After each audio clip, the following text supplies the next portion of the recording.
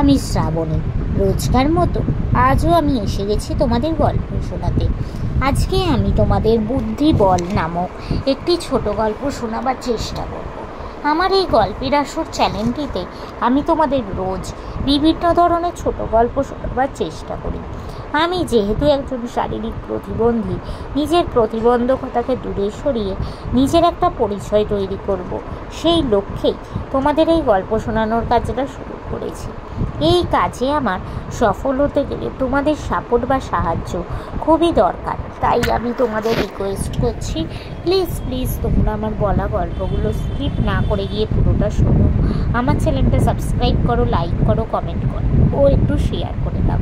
আর এখনও অবধি যেসব বন্ধুরা আমার চ্যানেলটা সাবস্ক্রাইব করেছো তাদেরকে অনেক অনেক ধন্যবাদ জানালাম।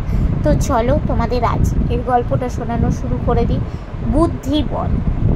এক যে ছিল কুকুর আর ছিল এক মোরগ। দুজনের গলায় গলায় খুব বন্ধুত্ব ছিল। দুই বন্ধু একসঙ্গে দেশ ভ্রমণে বেরিয়েছিল। পথে যেতে যেতে রাত্রি হয়ে গেল, আর রাত হতেই তখন মোরগটা এক গাছের ওপরে একটা ডাল বেছে নিয়ে তাতে ঘুমোতে গেল, আর কুকুরটা রইল ওই গাছটি গোড়ায় এক বড় সড়ো গর্তে। গভীর রাত হয়ে গেলে দুজনেই ঘুমিয়ে পড়ল। এদিকে ভোর হয়ে আসছে। মোরগ তার অভ্যাস মতো কোকর কোঁ বলে ডেকে উঠল, আর সেই ডাক শুনে দূরে বসবাসকারী এক খ্যাকশিয়ালির বড় লোভ হলো। একটু দূরেই সে তার ছানাপোনা নিয়ে বাস করত। মোরগের ডাক শুনে সে এগিয়ে এলো সেই গাছের তলায়। তারপর বলল যে, খ্যাকশিয়ালি গাছের ডালের দিকে চেয়ে মোরগকে মিষ্টি করে বলল, সত্যি কি সুন্দর তোমার গলা, শুনে আমার বুকে জড়িয়ে ধরতে ইচ্ছা করছে।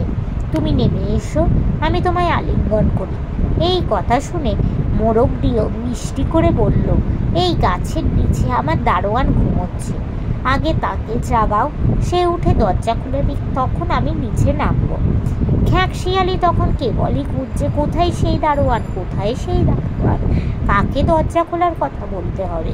তার খুঁজতে খুঁজতে কুকুরটা ঘুম থেকে উঠে পড়েছে এবং উঠে এক লাফে খ্যাকশিয়ালির ঘাড় চেপে ধরল এবং তারপর তাকে কামড়ে ছিঁড়ে টুকরো টুকরো করে ফেলল।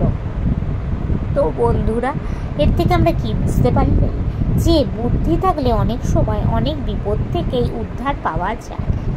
তো নমস্কার, আজকের গল্পটা এখানে শেষ হলো। তোমাদের যদি ভালো লাগে প্লিজ লাইক করো, আমার চ্যানেলটা সাবস্ক্রাইব করো ও শেয়ার করো। আজকের মতো আমি চললাম, আবার আমি কাল চেষ্টা করবো তোমাদের এরকমই কোনো ছোটো গল্প শোনাতে। আজকের মতো টাটা।